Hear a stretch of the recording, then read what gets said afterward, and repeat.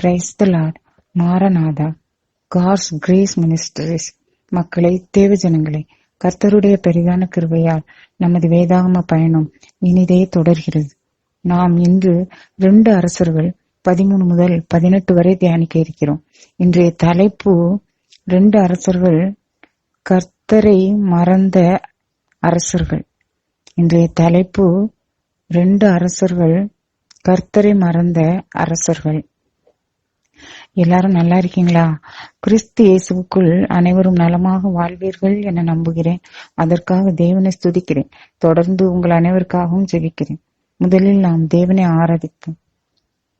தேவாதி தேவனே உம்மை ஸ்துதிக்கிறோம். ராஜாதி ராஜனே உம்மை ஸ்துதிக்கிறோம். கர்த்தாதி கர்த்தரே உம்மை ஸ்துதிக்கிறோம். பிதாவாகி தேவனே உம்மை ஆராதிக்கிறோம். சுதனாகி தேவனே உம்மை ஆராதிக்கிறோம். பரிசுத்த ஆவியாகி தேவனே உம்மை ஆராதிக்கிறோம். ஆபிரகாமின் தேவனே உமக்கு ஸ்தோத்திரம். ஈசாக்கின் தேவனே உமக்கு ஸ்தோத்திரம். யாக்கோவின் தேவனே உமக்கு ஸ்தோத்திரம். என் தேவனே உமக்கு ஸ்தோத்திரம். என் ஜீவனே உமக்கு ஸ்தோத்திரம்.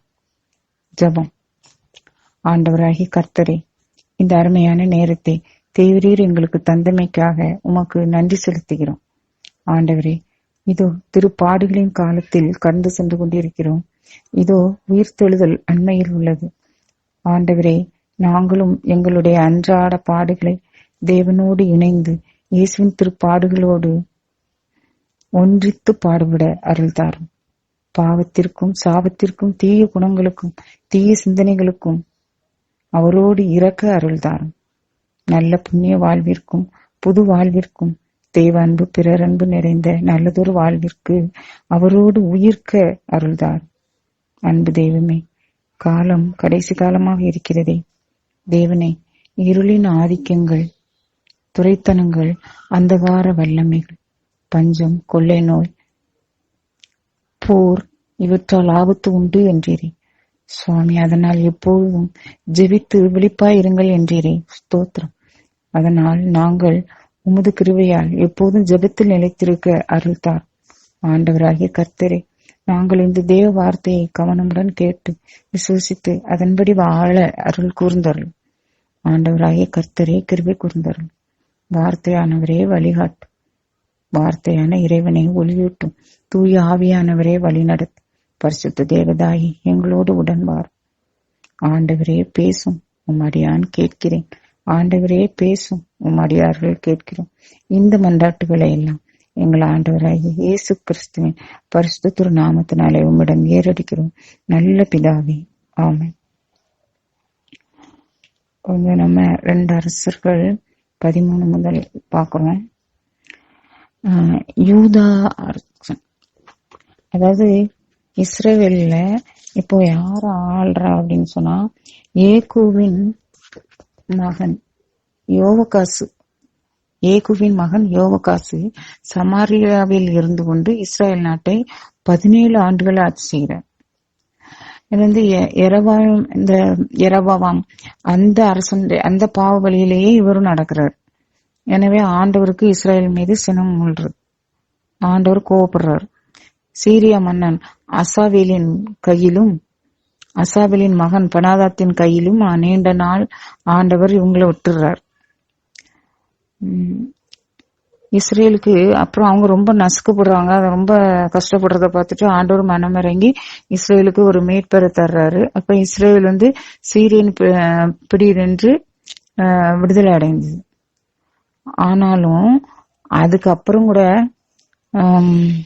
இஸ்ரேல் மக்கள் விடுதலை அடைந்து தங்களுடைய நகர்ல தங்கள் சொந்த வீட்டுல குடியிருக்காங்க. ஆனாலும் அந்த எரபாவின் பாவ வழிகளை விட்டு அவங்க விலகாம வாழ்றாங்க. அப்புறம் அசேரா கம்பம் அதுவும் அவங்க வச்சிருக்காங்க.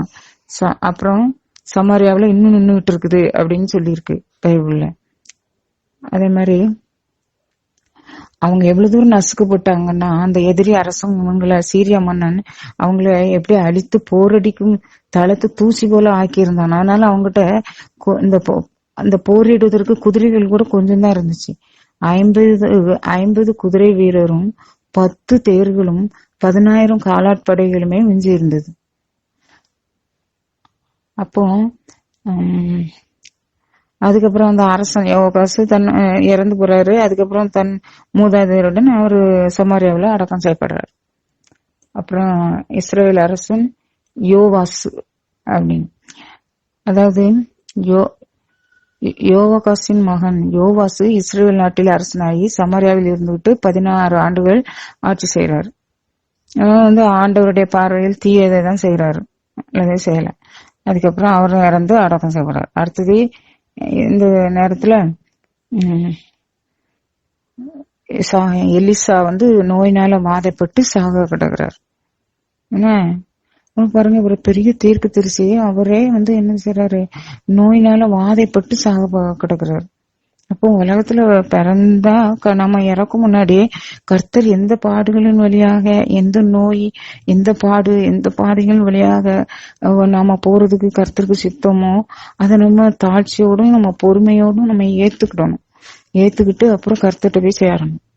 இன்னும் அவசரப்பட்டு நம்ம பண்ணிடக்கூடாது, வருத்தப்பட்டுறக்கூடாது, நொந்து போயிடக்கூடாது.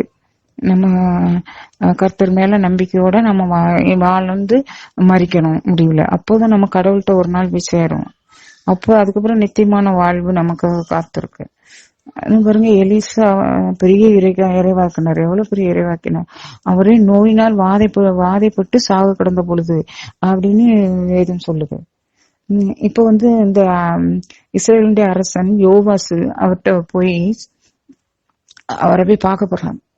போய் என் தந்தா இஸ்ரவேலின் தேரே, அந்த தேரின் பாகனே அப்படின்னு சொல்லி அவருக்கு முன்னாடி கதறி ஆடுறான். அப்புறம் எலிசா என்ன செய்யறாரு, அவனுக்கு அவனை வில்லையும் அம்பையும் எடுத்துக்கோ அப்படின்னு சொல்றாரு. அவன் வில்லையும் அம்புகளையும் எடுத்துக்கிட்டான். அப்போது அவர் இஸ்ரேல் அரசரை நோக்கி சொல்றாரு, வில்லை உன் கையால் வளை அப்படின்னாரு. அப்ப அவன் வளைக்கிறான். எலிசா அவருடைய கையையும் அவன் கை மேல வச்சு எறிகிறாங்க. அப்ப கீழ்பக்கமுள்ள பலகனியை திற அப்படிங்கிறாரு. அந்த பலகனியை திறந்ததும் எலிசா ஒரு அம்பை எய் அப்படிங்கிறாரு. அவனும் அவ்வாறு ஏறான். அப்போ ஆண்டவருடைய மீட்பின் அம்பு இது அப்படின்னு சொல்றாரு. சீரியர் மீது நீ கொள்ளவிருக்கும் வெற்றியின் அம்பு, நீ சீரியரை அபேக்கில், அது ஒரு குறிப்பிட்ட இடம்னு நினைக்கிறேன், சீரியரை முற்றிலும் அழிப்பாய் அப்படின்னு சொல்லியிருக்கு. அதுக்கப்புறம் அவரை திரும்பவும் மீண்டும் அம்புகளை கையில அப்படின்னு சொல்லிட்டு தரையில் அம்புயை அப்படின்னு சொல்லுவாரு. அவன் 3 முறை தரையில அம்பு எழுதிட்டு நிறுத்திட்டான். அவராது பரவாயில்ல, அந்த சார் அதை நம்ம தரையில அம்பு ஏன்னா ஒரு அம்புதான் சரின்னு ஒரு அம்பு எஞ்சிட்டு ரெண்டுமானு நின்றுடும். ஆனா அவர் 3 தடவை அம்பு எஞ்சிட்டு நிப்பாட்டிட்டாரு. உடனே அவர் கோவிச்சுக்கிறாரு இறைவாக்கினர், எலிசா இறைவாக்கினர். என்ன சொல்றாருன்னா, நீ இன்னொரு 5 தடவை 6 தடவை நீ அம்பு எஞ்சிருந்தா சீரியரை நீ பல தடவை முற்றிலும் நீ முறியடிச்சிருப்பா. இப்பவும் 3 முறை மட்டுமே நீ சீரியர்களை முறியடிப்பாய் அப்படின்னு சொல்லுவார். அதுக்கப்புறம் அவர் என்ன செஞ்சிருவாரு, எலிசா கொஞ்ச நாளையில இறந்துருப்பாரு. அதுக்கப்புறம் அவரை நல்லபடியா அடக்கம் பண்ணிட்டாங்க. அதுக்கப்புறம் ஒவ்வொரு இளைஞர் காலத்திலும் என்னது மோவாபிய கொள்ளை கூட்டம் இந்த இஸ்ரேல் மக்களை தாக்குவது வழக்கம், இந்த நாட்டை, இஸ்ரேல் நாட்டத்தின. அப்போ மக்கள் இறந்த ஒருவனை புதைத்து கொண்டிருந்தாங்க. அப்போ அப்ப பார்த்து கொள்ளை கூட்டம் வந்துட்டு உடனே அந்த எலிசா இறைவாக்கினர் கல்லறை மேலேயே அந்த இதை அந்த கொண்டு வந்து அந்த பணத்தை போட்டுட்டு ஓடிடுவாங்க மக்கள், பயந்து, கொள்ளை கூட்டத்துக்கு பயந்து. ஆனா எலிசா இறைவாக்கினருடைய எலும்புகள்ல இந்த பிணம் பட்ட உடனே என்ன செஞ்சிருந்தான், எலிசாவின் எலும்புகள் பட்டவுடன் அந்த ஆள் உயிர் பெற்று எழுந்து நின்றான் அப்படின்னு சொல்லியிருக்கு. அந்த அளவுக்கு இறந்து போன பிறகும் அவருக்கு அந்த எலிசாவுடைய எலும்புகள்ல அந்த அவ்வளவு சக்தி இருந்திருக்கு, கடவுளுடைய வல்லமை. அதாவது அவரு எலும்பு சதையோடு அவர் கடவுளுக்கு உண்மையாய் பணிபுரிஞ்சிருக்காருன்னு அர்த்தம். அதனால அவருடைய எலும்புகள் கூட இறந்து போன போற கூட கர்த்தருடைய வல்லமை அப்படியே உயிரோட இருந்திருக்கு, தரித்து நின்றுருக்கு. என்ன, அப்புறம் இஸ்ரேலுக்கும் சீரியாவுக்கும் இடையே போர் நடக்குது. அப்போ இந்த யோவாகாஸ் அரசன் அதாவது இஸ்ரேலுக்கும் சீரியாவுக்கும் இடையே போர் நடந்துட்டே தான் இருக்கு. அப்போ ஆனாலும் இந்த அசாவேல், சீரியாவின் மன்னன் அசாவேல் இஸ்ரேலை துன்புறுத்தி வந்துகிட்டே இருக்கான். அந்த யோவாகாஸ் அரசனுடைய வாழ்நாள் முழுசும் அப்படி நடக்குது. ஆனால் ஆண்டவர் அவர்களுக்கு கருணையும் இரக்கமும் காட்டி இஸ்ரவேல் மக்களை பரிவோட பாதுகாத்து வர்றார். ஆபிரகாம், ஈசாக்கு, யாக்கோபு ஆகியவர்களோடு தாம் செய்திருந்த உடன்படிக்கையின் பொருட்டு அவர்களை அழிக்கவோ தம் திரும்ப நின்று தள்ளிவிடவோ இன்று வரை அவர் மனம் ஒப்பவில்லை. அந்த தேவனுடைய மனம் இன்று வரை அவர் மனம் ஒப்பவில்லை. இன்று வரை இஸ்ரவேல் மக்களை கைவிட அவருக்கு மனசு இல்லை. சிரியாவின் மன்னன் ஆசாவேல் என்ன செய்யறாரு, இறந்துட்டார். அப்புறம் அவன் மகன் பெனாதாத் அவருக்கு பின்னாடி ஆட்சிக்கு வர்றாரு. அப்போ அவன் தந்தையின் கையில இருந்து ஆசாவேலின் மகன் பெனாதாத் கைப்பற்றி இருந்தவைகளை மீண்டும் கைப்பற்றான். யோவாகாசுடைய மகன் யோவாசு தன் தந்தையின் கையில் இருந்து அசாவேலின் மகன் பெனாதாத் கைப்பற்றியிருந்த நகர்களை மீண்டும் திரும்ப கைப்பற்றிட்டான். யோவாசு 3 முறை அவர்களை முறியடித்து இஸ்ரவேல் நகர்களை மீட்டு கொண்டான் அப்படின்னு சொல்லியிருக்கு. 3 முறை அம்பு எஞ்சாங்களா, அதனால அவங்க அப்பா அதனால அந்த 3 முறை முறியடித்து இஸ்ரவேலரை வெற்றி கொண்டான் அப்படின்னு சொல்லியிருக்கு. அப்புறம் யூதா அரசன் அமத்சியா. அரசன் யோவாசின் மகன் அமத்சியா அரசன் ஆனார். அவர் அரசன் போது அவனுக்கு 25 வயது. அப்புறம் 29 ஆண்டுகள் அவர் அரசாண்டார் அப்படின்னு சொல்லியிருக்கு. ஆனா அவர் ஆண்டவர் முன் நேர்மையா நடந்தார், ஆண்டவர்கிட்ட உண்மையா நடந்தார். ஆனாலும் மக்கள் அதே மாதிரி இந்த தொழுவை மேடுகளிலும் அப்படிதான் தங்க மூதாதையர் செஞ்ச இதெல்லாம் தொழுகை மேடுகள் அதெல்லாம் அவன் அழிக்கல. மக்கள் அந்த தொழுகை மேடுல தான் பலியிட்டும் தூபங்காட்டியும் அப்படி வந்தாங்க. ஆனாலும் அரசன் தன் தந்தைய கொலை செய்த அலுவலர்களை தேடி பிடிச்சு அவங்கள கொன்னுட்டான் இந்த அரசர் அமர்சியா. ஏன்னா இவரோட அப்பாவை சதி செய்து கொன்னுட்டானுங்க ஒரு சிலர். அத தேடி பிடிச்சு அவங்களெல்லாம் கொன்னு ஒழிச்சிட்டான். ஆனாலும் யார் யார் அந்த கொலையில ஈடுபட்டு இருந்தாங்களோ முயற்சி பண்ணாங்களோ அவங்கள மட்டும் கொன்னானே ஒழிய அவங்களுடைய தலைமுறையோ அவங்களோட தாய் தகப்பனையோ அல்லது அவங்களுடைய பிள்ளைகளையோ கொல்லவில்லை. ஏன்னா ஆண்டவர் சொல்லியிருந்தபடிக்கே அவர் அவனவன் பாவத்துக்கு அவனவன் சாவான், அவன் தாய் தகப்பன் பெற்றோர்களுடைய பாவத்துக்காக பிள்ளைகள் சாகக்கூடாது, பிள்ளைகளுடைய பாவத்துக்காக பெற்றோர் சாகக்கூடாது அப்படின்னு கர்த்தர் சொல்லி இருக்கிறாரு. அதனால அதுக்கு கீழ்ப்படிஞ்சு அவர் அந்த மாதிரி நடந்துக்கிடுவாரு அப்படின்னு சொல்லியிருக்கு. அதுக்கப்புறம் இந்த அமர்சியா ஏதோ மீற நிறைய பேரை என்ன செஞ்சிருவாரு, 10,000 ஏதோ மீறை கொன்று ஒரு குறிப்பிட்ட உப்பு பள்ளத்தாக்குல அந்த ஒரு சேலா அப்படிங்கிற ஒரு இடத்தை கைப்பற்றி அதுக்கு ஒரு பேரை இடுறான். அந்த அரசன் திரும்ப இஸ்ரேல் மக்கள்கிட்ட சண்டைக்கு போவோம் அப்படின்னு நினைக்கிறார். அப்போ என்ன செய்யறாரு, இஸ்ரேல் அரசன்ட்ட வாரம் நம்ம நேருக்கு நேரு மோதி பார்ப்போம் அப்படின்ட்டு கூப்பிடுறாரு. அப்போ அதுக்கு இஸ்ரேலின் அரச யோவாசு சொல்றாரு அமர்சியா அரசன்கிட்ட ஆள் அனுப்பி சொல்றாரு, லெபனோனின் நெருஞ்சி செடி லெபனோனின் கேதுரு மரத்திடம் தூது அனுப்பி என் மகனுக்கு உன் மகளை மனம் முடித்து கொடி என்றதான். ஆனால் லெபனோனின் விலங்கு ஒன்று அவ்வழியே போகையில் நெருஞ்சி செடியை மிதித்து போட்டதான் அப்படின்னு ஒரு உவமையை சொல்லி, நீ ஏதோமியரை முறியெடுத்ததுனால ரொம்ப கர்வம் கொண்டிருக்கா, அதனால இங்கேயும் என்கிட்ட போரிடுறதுக்கு இப்போ வரா, ஒழுங்கா அந்த போரிடுற எண்ணத்தை மாத்தி உன்னையும் மக்களையும் காப்பாத்திக்க ஒழுங்கா இரு அப்படின்னு சொல்லி பதில் சொல்லி அனுப்புறாரு. அதுக்கு அமர்சியா கேட்கல, அப்படியே வீறு கொண்டு சண்டைக்கு வர்றாரு. அப்போ அந்த இஸ்ரேல் அரசன் அவரை ஈஸியா தோக்கடிச்சு சண்டை பலமா நடக்குது. அவங்கள யூதாவின் மக்கள் இஸ்ரேலிடம் தோல்விட்டு தம் வீடுகளுக்கு ஓட்டம் பிடிச்சிட்டாங்க. அமர்சியாவை இவர் கைது செய்து எருசலேமை தாக சொன்னான். எருசலேமையும் தாக்கி எருசலேமுடைய வாயில் 400 முழம் நீளம் வரைக்கும் இடிச்சு தள்ளிட்டார் அந்த அரசர், இஸ்ரேலுடைய அரசர். நிறைய அடுத்து யூதா அரசன் அமர்சியா இறந்து போயிடுறாரு. அதுக்கப்புறம் யூதா அரசனான யோவாசின் மகன் அமர்சியா 15 ஆண்டுகள் உயிர் வாழ்ந்தார்னு சொல்லியிருக்கு. அப்புறம் அவர் இறந்து போயிடுறாரு. அதுக்கப்புறம் அமர்சியாவுக்கு எதிராக ஒரு சிலர் சூழ்ச்சி செய்யறாங்க. அதனால அவர் எங்கேயோ தப்பி ஓடுறாரு. அங்கேயும் ஆள் அனுப்பி அவரை கொண்டுடுறாங்க. அப்புறம் அவரை சடலத்தை குதிரையில ஏற்றி கொண்டு வந்து இங்க திரும்ப நல்லபடியா அடக்கம் பண்றாங்க. அடுத்தது இஸ்ரேல் அரசன் 2ஆம் யெரொபெயாம். இவர் வந்து இஸ்ரேல் யோவாசின் மகன். இவர் வந்து இல்ல யூதா அரசன் யோவாசின் மகனுமான அமர்சியா ஆட்சியிட்ட 15ஆம் ஆண்டில் அவர் ஆட்சி அங்க நடந்துட்டு இருக்கப்ப இவர் இங்க இஸ்ரேல் அரசன் யோவாசின் மகனுமான யெரொபெயாம் சமாரியாவில் அரசரானார். 2ஆம் யெரொபெயாம் என்ன ஆண்டவர் பார்வையில தீயதன செய்யப்படுது எல்லாத்தையும் செய்யறாரு. 41 ஆண்டுகள் அரசன் இருக்காரு.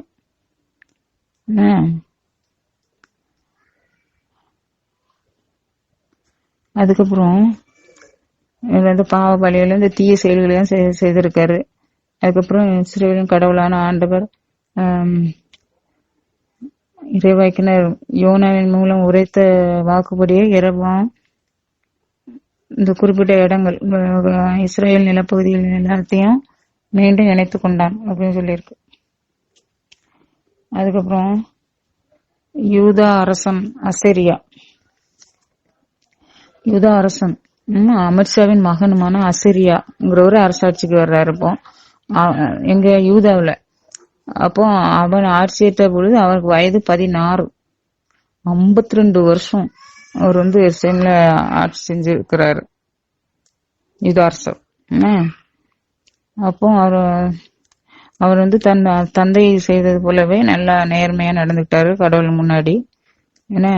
ஆனாலும் தொழுகை மேடுகள் எல்லாம் அழிக்கப்படலன்னு தான் சொல்லியிருக்கு.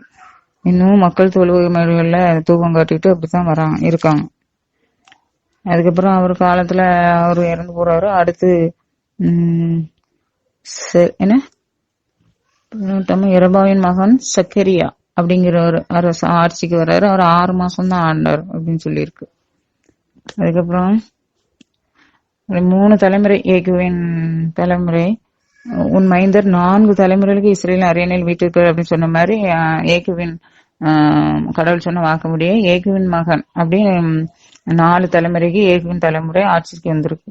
அதுக்கப்புறம் இஸ்ரேல் அரசு சல்லூம் அப்படின்னு ஒருத்தர் அரசர் ஆனாரு.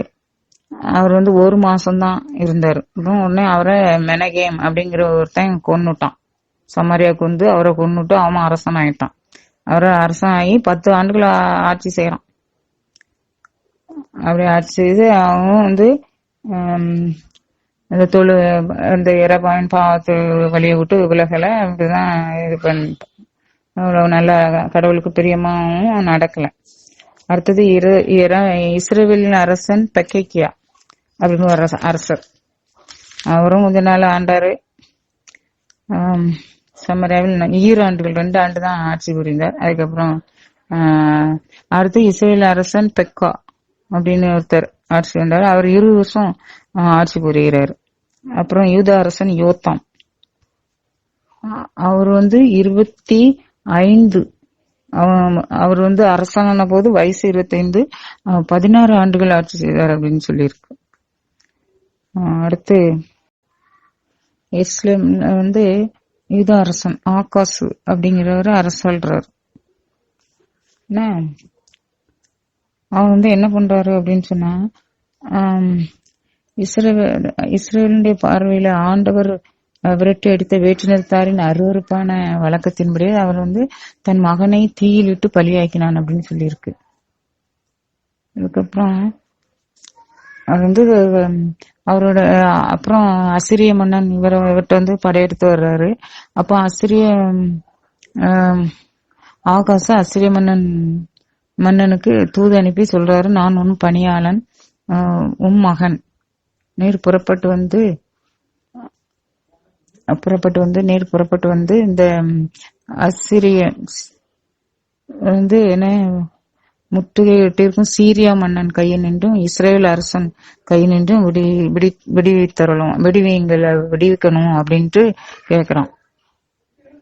யாரு? ஆகாஸ் மன்னன் சீரிய மன்னன்ட்ட இருந்து மன்னன்ட்ட இருந்தும் இஸ்ரேல் அரசன் கையில் நின்று என்ன விடுவிக்கணும் அப்படின்னு யூதா அரசன் ஆகாசு அசிரிய மன்னனுக்கு தூது அனுப்புறான்.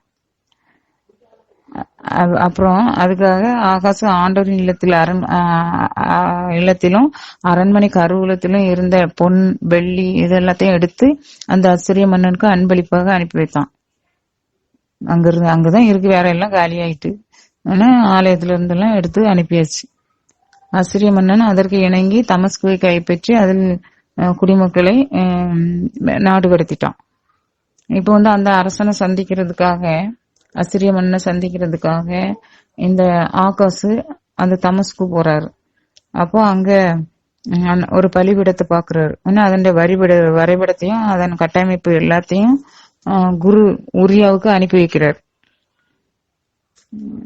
எல்லா குறிப்புகளையும் எல்லாத்தையும் குரு உரியா அவன் திரும்பி வர்றதுக்குள்ள அதே மாதிரி அங்க கட்டி முடிச்சிட்டாரு. அப்போ அரசன் தமஸ்குல இருந்து திரும்பி வரும்போது அவன் பலிபீடத்தை பாக்குறான். அவங்க நெருங்கி போய் அது பக்கத்துல போய் நிர்ம படையல் எல்லா படையல்களையும் செலுத்துறான். பெரிய பலிபீடத்தின் மேல் காலை எரிவிலையும் மாலை உணவு படையலையும் அரசனின் எரிவலையும் உணவு படையலையும் நாட்டு மக்கள் அனைவரின் எரிவலையும் உணவு படையலையும் நிர்ம படையலையும் செலுத்தி எல்லா எரிவலைகளின் எல்லா ரத்தத்தையும் மற்ற பலிகளின் எல்லா ரத்தத்தையும் அதன் மேல் தெளித்தான் அப்படின்னு சொல்லியிருக்கு. அதுக்கப்புறம் இஸ்ரேல் அரசன் ஓசையா அப்படின்னு ஒரு அரசர் இஸ்ரேலை ஆண்டுறாரு. 9 ஆண்டுகள் ஆட்சி செய்தான்னு சொல்லியிருக்கு.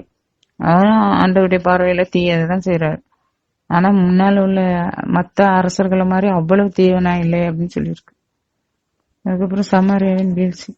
அசிரிய மன்னன் என்னது நாடு முழுவதும் படையெடுத்து சமாரியாவுக்கு அதை 3 ஆண்டு அளவு முற்றுகையிட்டு கடைசியில சமாரியாவை கைப்பற்றியாச்சு.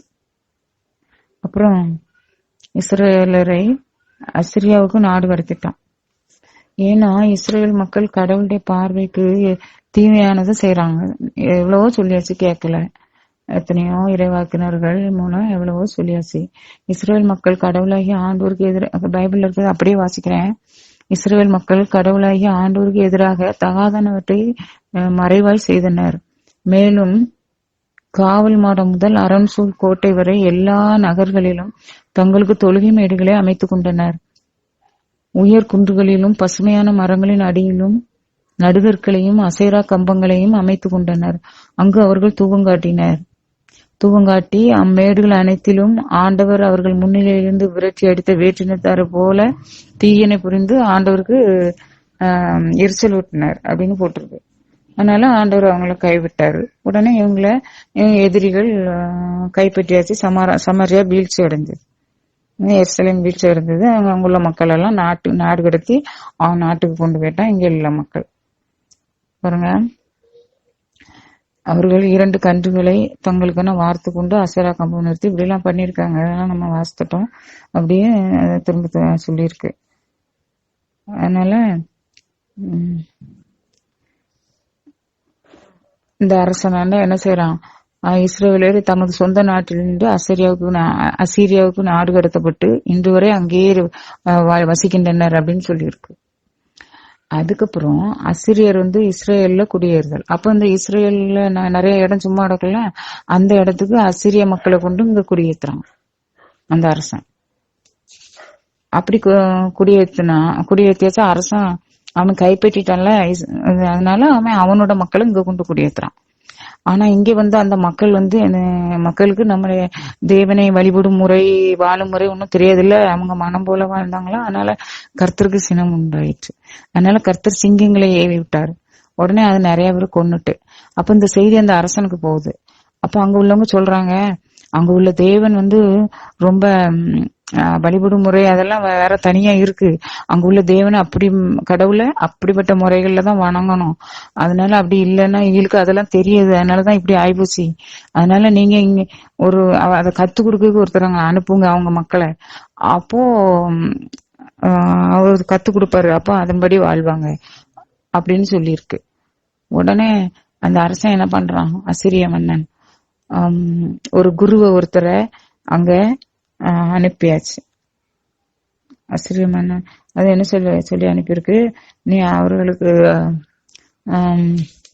அங்க போய் அந்த இஸ்ரேல் மக்களுடைய நடைமுறைகளையும் அவர்கள் தெய்வத்தை கடவுளை வணங்குகிற முறையும் அந்த மக்களுக்கு சொல்லி கொடு அப்படின்னு சொல்லி அங்க நாடு கடத்த போயிருக்காங்களா, அங்க இருந்து ஒரு குருவை ஒருத்தரை இங்க அனுப்பி வந்திருக்கு. இங்க பெத்தேலுக்கு மக்களுக்கு எல்லாம் சொல்லி கொடுக்கிறாரு. அங்கே தங்கி இருந்து ஆண்டவருக்கு 5 முறை பற்றி அவன் கத்து கொடுத்தான்.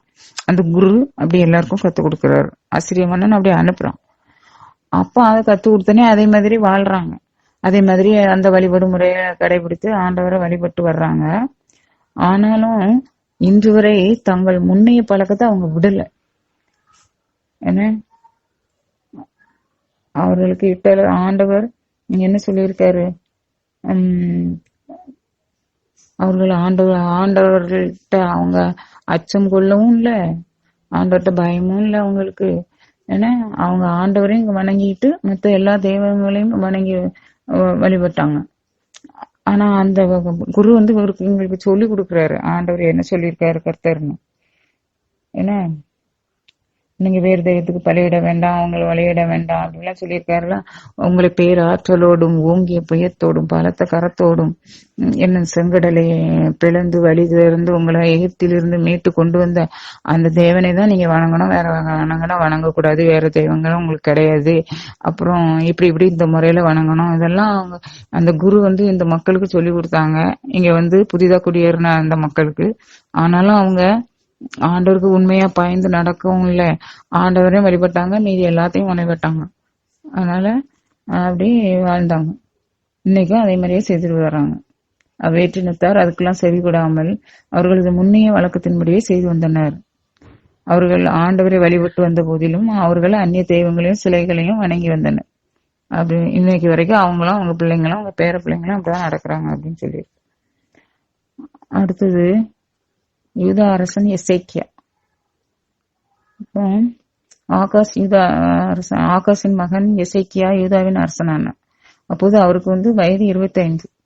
அவர் எருசலேமில் 29 ஆண்டுகள் ஆட்சி செய்தார்னு சொல்லியிருக்கு. ஏன்னா அவர் எல்லாவற்றிலும் தம் தந்தை தாவீதை போலவே தாவீதை போலவே அனைத்திலும் ஆண்டவர் திருமுன் நேர்மையோடு வந்தார்னு சொல்லியிருக்கு. அவர் தொழுகை மேடுகளை அழித்து நடுகற்களை தகர்த்து அசரா கம்பத்தையும் வெட்டி வீழ்த்தினார். மோசையால் செய்யப்பட்ட வெண்கல பாம்பு சிலையையும் உடைத்து எறிந்தார். மோசை செஞ்சு வச்சிருந்தாருல ஒரு வெண்கல பாம்பு சிலை, அதுக்கும் இன்னைக்கு வரைக்கும் தூபம் காட்டிக்கிட்டு இருக்கிறாங்க. கடவுளுக்கு ஒருத்தருக்கு தானே தூபம் காட்டினா ஆராதனை கட்டன்னு சொல்லியிருக்கு. இவங்க இப்படி அம்புறதெல்லாம் அது எல்லாத்தையும் ஒரு உடைச்சு துட நொறுக்கி எல்லாத்தையும் காலி பண்ணிட்டார். அப்படி கடவுளுக்கு உள்ள வைராக்கியமா இருந்த ஒரு நல்ல அரசராக இருந்தார். அப்புறம் அவருக்கு முன்னோர் இருந்த எல்லா அரசர் அனைவரோட இவரை மாதிரி யாருமே இல்லை. அவளுக்குள்ள ஒரு நல்ல அரசராக இவர் இருந்தார். கடவுள் மீது உண்மையான பற்று கொண்டு கர்த்தரிடமிருந்து விலகாமல் ஆண்டவர் மோசைக்கு இட்ட கட்டளைகள் ரொம்ப நேர்த்தியா நடந்தார், ரொம்ப நேர்மையா நடந்தார், கர்த்தருக்கு பிரியமானபடி நடந்தார். இவர் அசிரிய மன்னனுக்கு எதிராக எழுந்து அவனுக்கு பணிய மறுத்தார். அதே மாதிரி பெலிஸ்தியரை காவல் மாடம் முதல் அவர்களையும் காசாவில இருந்துலாம் விரட்டி அடிச்சாரு அப்படின்னு சொல்லியிருக்கு. அதுக்கப்புறம் அசிரியர் மன்னன் சமாரியாக்கு எதிராக அதை முற்றுகையிடுறான். அரசர் எசேக்கியாவின் 4ஆம் ஆட்சி ஆண்டு. அப்போ அரசர் எசேக்கியா ஆட்சியிட்ட 5ஆம் ஆண்டில் இஸ்ரேல் அரசன் ஓசையாவின் 9ஆம் ஆண்டில் சமாரியா கைப்பற்றப்படுது. அசிரிய மன்னன் இஸ்ரேலரை அசிரியாவுக்கு நாடு கடத்தினாங்க. நம்ம பார்த்துட்டோம், சொல்லியாச்சு. மக்கள் ஆண்டவருடைய கட்டளைக்கு செவி கொடுக்காம ஆண்டவரின் ஊழியர் மோசையிட்ட கட்டளை எல்லாத்தையும் மீறினாங்க. அது செவி கொடுக்கவும் இல்ல, கர்த்தர் சொன்னதை கேட்கவும் இல்ல, கட்டளைகள் எல்லாம் மீறி வாழ்றாங்க.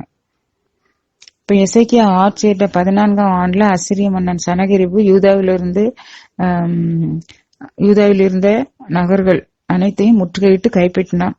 அப்போது யூதா அரசர் எசேக்கியா என்ன செய்யறாரு, அசிரிய மன்னனிடம் தூது அனுப்புறாரு.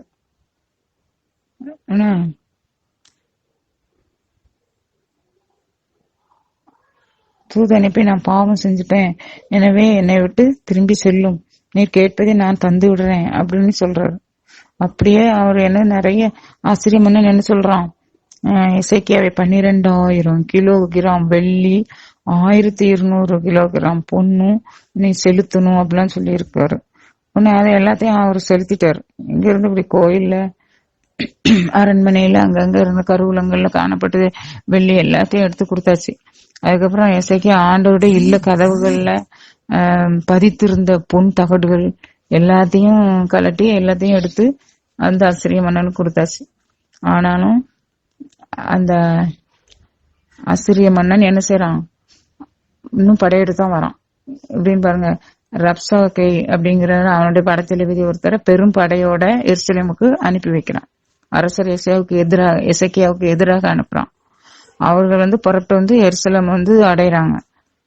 அப்போ வண்ணாந்துறை அப்படிங்கிற ஒரு இடத்துல அவங்க கால்வாருக நிக்கிறாங்க. அப்போ அவங்கள சந்திக்கிறதுக்கு அரசர் இங்க வர்றது கூப்பிட்டு விடுறாங்க. அப்ப அரசர் 3 பேரை அனுப்புறாரு. எலியாக்கிம், அப்புறம் எழுத்தனான செபுனா, என்ன இலக்கியாவின் மகன் எலியாக்கிம், அப்புறம் எழுத்தனான செபுனா, அப்புறம் ஆசாப்பின் மகன்மான யோவாகி அப்படின்னு 3 பேரை அவரை சந்திக்க அனுப்பியிருக்கு. சந்திக்க அனுப்புனா அவன் பேரரசர் அவன் பேசுறான். அவங்கள்ட்ட ஒரு மதில் மேலே ஏறி நின்றுட்டு எல்லாருக்கும் கேட்க முடியாது அப்படி பேசுறான். மன்னனுக்கு சொல்ற மாதிரி, அசீரிய மன்னனுக்கு சொல்றது இதுவே அப்படின்னு சொல்லிட்டு, நீ என்ன உன்னுடைய துணிச்சலின் காரணம் என்ன அப்படின்னு சொல்லி இதோ பார், தன் மீது சாய்பவனின் உள்ளங்கையை குத்தி கிழிக்கும் அளவு அந்த மாதிரி கிழிக்கும் பிளவுபட்ட நாணல் குச்சியான எகிப்தின் மேல் நீ நம்பிக்கை வைத்திருக்கிறாய். எகிப்திய மன்னன் பார்வோனும் தன்னை நம்புகிற யாவருக்கும் அப்படியே செய்வான். அப்புறம் நிறைய சொல்றாங்க. அது கடவுளுக்கு எதிராகவும் இந்த மக்களை கேலி பண்ற மாதிரியும் இந்த மக்களை மிரட்டுற மாதிரியும் அவங்க நிறைய பேசுவாங்க. நான் உனக்கு 2000 குதிரைகளை தருவேன், அவற்றுக்கு தேவையான குதிரை வீரர்களை உன்னால் தர முடியுமா அப்படின்லாம் கேக்குறாங்க. குதிரை வீரர்கள் கூட இல்ல அப்படிங்கறத கேவலமா பேசுறாங்க. தேர்களும் குதிரை வீரர்களுக்கும் எகிப்தை நம்பி இருக்கும் உன்னால் என் தலைவரின் பணியாளருள் கடையனான ஒரு படைத்தலைவனை கூட எதிர்த்து நிற்க முடியுமா? இப்படிலாம் நிறைய பக்கமா பேசுறாங்க நிறைய. அப்புறம் மக்களை பார்த்து அப்ப இந்த ஆட்கள் வந்தவங்க சொல்றாங்க, நீங்க எவ்ரேய மொழியில பேசாதீங்க, எல்லா மக்களுக்கும் கேக்கும் அப்படின்னுட்டு கேட்க, யூத மொழியில எங்களோடு பேசாதீங்க, என்ன உங்க மொழியிலேயே பேசுங்க, சீரியா மொழியிலேயே பேசும், அது எங்களுக்கு புரியும் அப்படின்னு இந்த வந்தவங்க 3 சொல்றாங்க. பாவம். அதுக்கு அவன் சொல்றான், நான் உங்க மன்னன்ட்டையும் உங்ககிட்டயும் பேசுறதுக்கு மட்டுமா வந்தேன், சீக்கிரம் உங்களை மாதிரி தன்னுடைய மலத்தை தின்னு தங்களுடைய நீரை குடிக்க போறாங்க. திங்கிறதுக்கு ஒண்ணும் இல்லாம இந்த முற்றுகைக்குள்ள உள்ள மாட்டிக்கிட்டு இந்த மக்கள், அப்படிப்பட்ட இந்த மக்கள் காதுல உலட்டும் உரைக்கட்டும் தான் நான் அவ்வளோத்தையும் சொல்றேன். இப்படிலாம் சொல்லிட்டு நிறைய பேசுறான். அதுல 2-3 வரையும் நான் உங்களுக்கு எடுத்து சொல்றேன். மக்களை பார்த்து சொல்றான், எசேக்கியாவின் சொல்லுக்கு நீங்க செவிகொடாதீர்கள், ஏனெனில் அசீரிய மன்னர் கூறுவது இதுவே, நீங்கள் என்னோடு சமாதானம் செய்து கொண்டு வெளியே என்னிடம் வாருங்கள். நீங்கள் ஒவ்வொருவரும் தம் சொந்த திராட்சை செடியின் பழத்தை சுவைத்து தம் சொந்த அத்தி மரத்தின் பழத்தை தின்று சொந்த கிணற்றின் தண்ணீரை குடிக்கலாம் அப்படின்னு சொல்றாங்க. திரும்ப ஆண்டவர் நம்மை காப்பார் அப்படின்னு சொல்லி உங்களை யாரும் உங்க அரசன் உங்களை ஏமாற்றும்படி விட்டுறாதீங்க. எசேக்கியா அப்படின்னு சொல்ற எசேக்கியா உங்களை ஏமாத்துறான், அவனுடைய சொல்லுக்கு நீங்க செவி கூடாதீர்கள். நான் நாளை நான் உங்களை உங்கள் நாட்டை போன்ற ஒரு நாட்டுக்கு உங்களை கூட்டு போய் அங்க தானியமும் திராட்சை ரசமும் மிக்க அப்பமும் திராட்சை தோட்டமும் மிகுந்த நாட்டுக்கு, ஒலிவு மரங்களும் தேனும் மிகுந்த நாட்டுக்கு உங்களை நான் அழைச்சிட்டு போவேன். இப்படிலாம் சொல்லி மக்களை கூப்பிடுறான், அப்படிலாம் பேசுறான். அப்போ அவன் பேச்சுல என்ன இருந்தது, அப்படி இருக்க, அதாவது இதுவரைக்கும் நாங்கள் எவ்வளவோ நாட்டை கைப்பற்றிருக்கோம், அந்த நாட்டுக்கு சொந்தமான எந்த தெய்வமும் அதை காப்பாத்த முடியல. இப்போ உங்க நாட்டை மட்டும் எப்படி எந்த தெய்வம் காப்பாத்தும்னு காத்திருக்கான் உங்க அரசன் அப்படியெல்லாம் எந்த அரசனும் எங்க அசிரிய மன்னன் கையில இருந்து எந்த தெய்வமும் காப்பாற்ற முடியாது. அப்படி இப்படியெல்லாம் சொல்லிட்டு இருக்காங்க. அதாவது தலைக்கணம் மிக்க பேச்சு, இப்படி கவர்ச்சியான பேச்சு, இதெல்லாம் கர்த்தரை விட நான் தான் பெரியவன் அப்படிங்கிற எண்ணத்தோட பேசு, இந்த தலைக்கணம் மிக்க பேச்சு இப்படி பேசுறாங்க. மக்களும் நொந்து போய் கேட்டுட்டு இருக்காங்க. ஆனால் பாருங்க, மக்கள் மௌனமாக இருந்தனர், ஒரு வார்த்தை கூட பதில் கூறவில்லை. ஏனெனில் அவனுக்கு ஒரு பதிலும் சொல்ல வேண்டாம் என்று அரசன் எசேக்கியா அவர்களுக்கு ஆணையிட்டு இருந்தான். அதனால மக்கள் அவனுக்கு பதிலே சொல்லல. அப்படி ஒரு கண்ட்ரோல்ல இருக்காங்க அந்த மக்களின் பத்தியெல்லாம். நம்மளாம் ஏதாவது பதில் சொல்லி நிற்போம், ஏதாவது பதில் பேசுவோம், அது இன்னும் நிலைமை மோசமா, நம்ம நிலைமை இப்படி இருக்குதா அப்படின்ட்டு. அதனால எசேக்கியா அரசர் நீ இப்படி கட்டளை கொடுத்தாரு. அப்போ அதனால இந்த மாதிரி பேசணும்னு யாரும் பதிலே சொல்லல. இங்க இருந்து அரசங்கிட்ட இருந்து தூதா போன அந்த 3 பேரும் தங்களுடைய ஆடைகளை கிழித்துக்கிட்டு சாக்கு உடை உடுத்தி கொண்டு எசேக்கியாவிட்ட இந்த ரப்சாக்கேங்கிறவன் சொன்னதெல்லாம் எசேக்கியா அரசர்கிட்ட சொல்றாங்க. அடுத்து எசேக்கியா அரசர் என்ன செய்யறாருங்கிறத நம்ம அடுத்த தடவை பார்ப்போம். சரியா? இதோட இன்னைக்கு நம்ம ஜெபம் சொல்வோம்.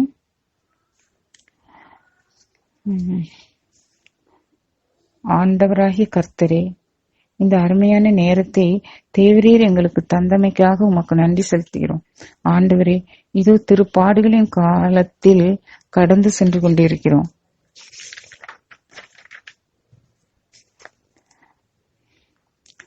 ஒரு வசனம் முடிவுரைக்கு பிறகு ஒரு வசனம் உங்களுக்கு, ஒரு வாக்குத்தத்த வசனம் மாதிரி இன்னொரு நல்ல வசனம் உங்களுக்காக நம்ம வழக்கமா தருவோம். நான் அதை வாசிக்கிறேன். உமது வியத்தகு பேரன்பை காண்பித்தருளும் உம்மிடம் அடைக்கலம் புகுவோரே, அவர்களுடைய எதிரிகளிடம் இருந்து உமது வலக்கரத்தால் விடுவிப்பவர் நீரே. திருப்பாடல் 17:7.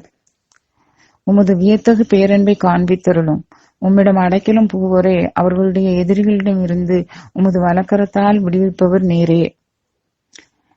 ஆண்டவராகிய கர்த்தரே, அதிகாரங்களை ஏற்படுத்துகிறவர் நீர், அதிகாரிகளை ஏற்படுத்துகிறவர் நீர்.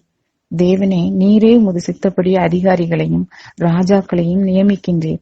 நீரே ஆளுகை செய்வோருக்கு அதிகாரங்களை பிரித்து கொடுக்கின்றீர். ஏனெனில் சகல பூமிக்கும் சகல பிரபஞ்சங்களுக்கும் நீரே தேவாதி தேவனாகவும் ராஜாதி ராஜனாகவும் கர்த்தாதி கர்த்தராகவும் இருக்கின்றீர்.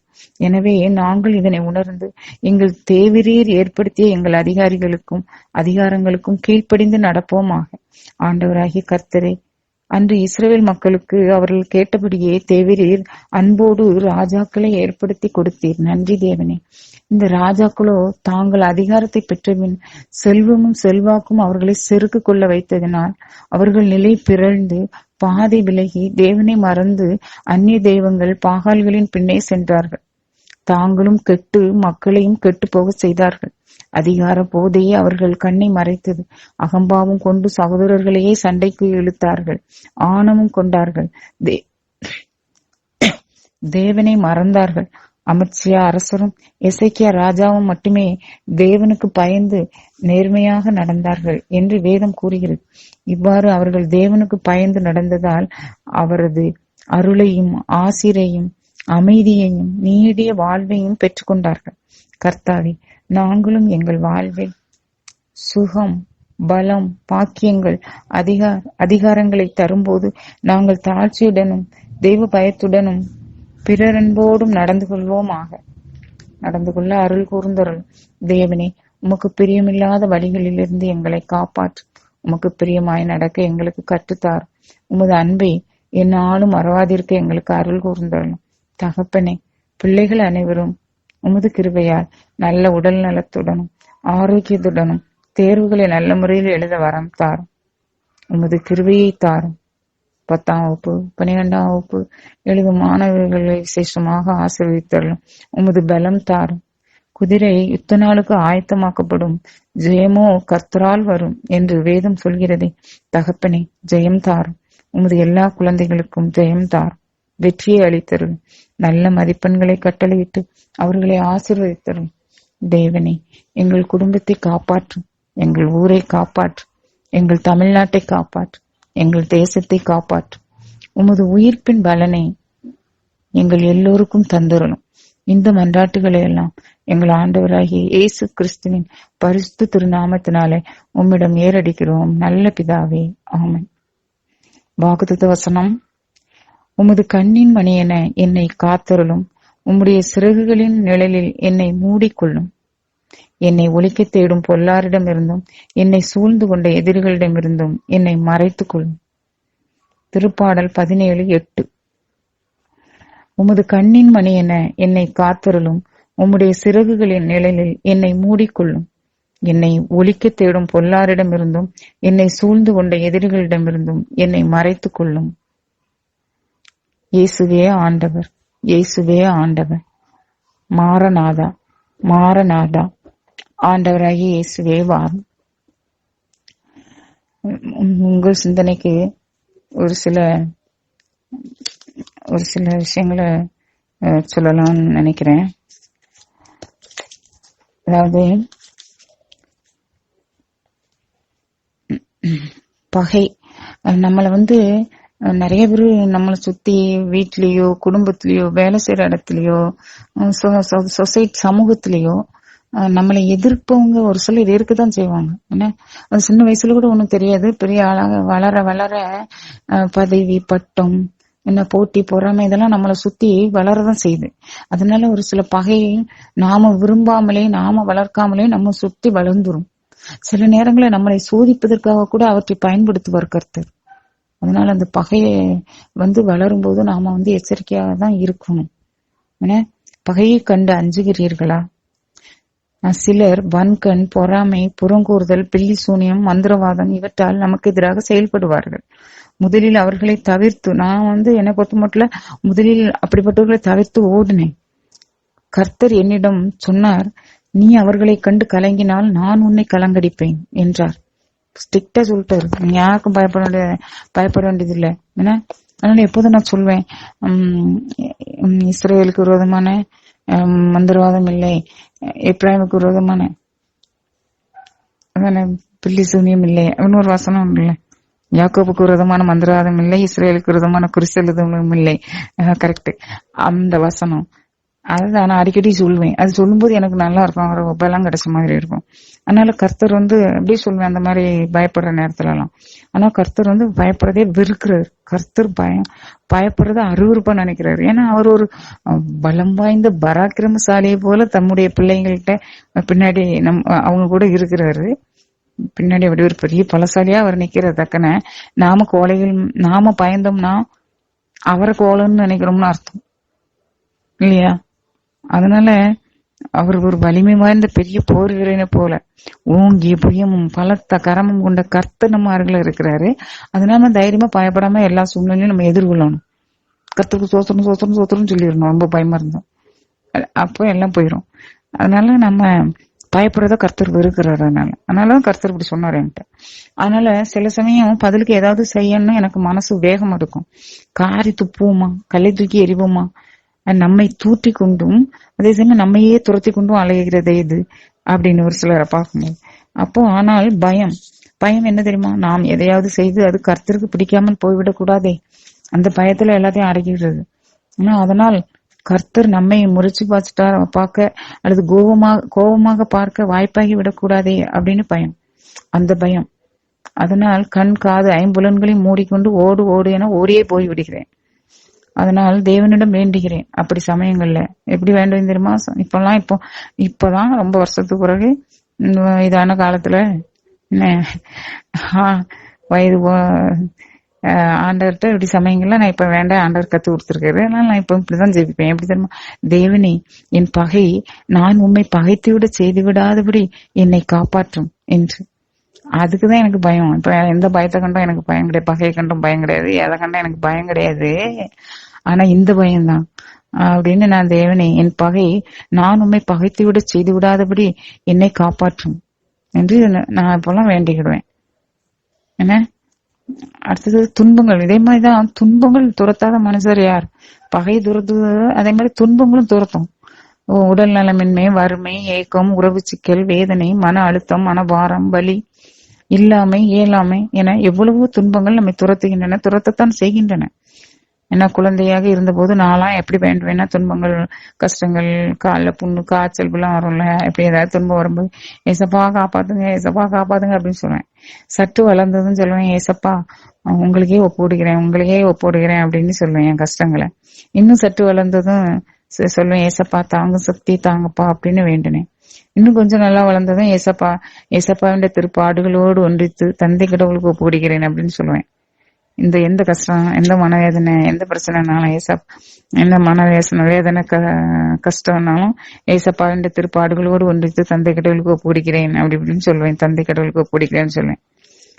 துன்பம், மனவேதனை தாங்க முடியாத போது சோத்திரம் சோத்திரம் சோத்திரம் அல்லையா சோத்திரம் அல்லையா சொல்லிட்டே இருப்பேன்.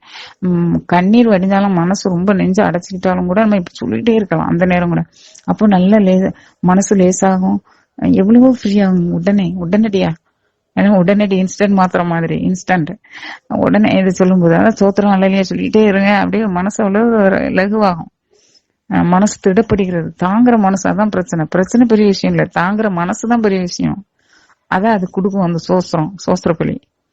ஏன்னா மனசு திடப்படுகிறது. இப்போ காலம் கடைசி காலம், வயசு கடைசி காலமா ஏராளமாக தொடர்ச்சியாக துன்பங்கள். ஏன்னா இந்த துன்பங்கள் என் மனதை தளரச் செய்து தேவனிடம் இருந்து பிரித்து விடுமோ, அப்படிதான் எனக்கு பயம். முறுமுறுப்பு, கசப்பு, விரோத மனம், தேவனுக்கு எதிரான சிந்தனை வந்துவிடுமோ என்றே அஞ்சுகிறேன். அதனால் ஜெபிக்கிறேன், கர்த்தாவே இந்த துன்பங்கள் உமக்கும் எனக்கும் பிரிவை ஏற்படுத்தி விடாதபடி என்னை காப்பாற்று அப்படின்னு வேண்டிக்கிறேன். இப்போலாம் தேவனே இந்த துன்பங்கள் உமக்கும் எனக்கும் பிரிவை ஏற்படுத்தி விடாதபடி என்னை காப்பாற்றும் என்றே வேண்டுகிறேன். அப்புறம் ஒரு சின்ன விஷயம், நிறைவானது. தேவஜனங்களே, உங்கள் வீட்டில் உங்களுக்கு உறவுகள், கணவன் இருக்கிறார் இல்லையா, மனைவி இருக்காங்க, மனைவி இருக்கிறார்களா, குழந்தைகள் இருக்கிறார்கள். ஏன்னா அது மாதிரி வீடு, வசதி, கார், வேலை, சம்பாத்தியம், தொழில்நுட்ப கருவிகள், ஏன்னா டிவி, செல்போன், கணினி, எக்ஸெட்ரா எக்ஸெட்ரா அதெல்லாம் இருக்குதா? எல்லாம் இருக்கிறது. ஆனால் எல்லாம் இருந்தும் எல்லாம் இருந்தும் நிம்மதி இருக்கிறதா? எல்லாம் இருக்கிறது ஆனால் நிம்மதி இருக்கிறதா? இல்லை எனில் கர்த்தர் அங்க இல்லை என்று அர்த்தம். நிம்மதி இருக்கிறதா? நிறைவு இருக்கிறதா? பாருங்க, கர்த்தர் ஒருவரே நிறைவானவர். இவை எல்லாம் இருந்தும் கர்த்தர் உங்களோடு இல்லை எனில் நிச்சயமாக நிறைவு இல்லை, நிம்மதி இல்லை. இயேசுவோடு வாழும் ஏழை தொழிலாளி, அவனுக்கு நிம்மதி உண்டு, நிறைவு உண்டு, சந்தோஷம் உண்டு. குறைவாய் இருப்பதை நிறைவாக்குபவர் இயேசு, அவரை பற்றி கொள்ளுங்கள். விடுதலை தருபவர் இயேசு, அவரை விடாதீர்கள். அன்பே கடவுள், அவரை அண்டிக் கொள்ளுங்கள். ஆமென்.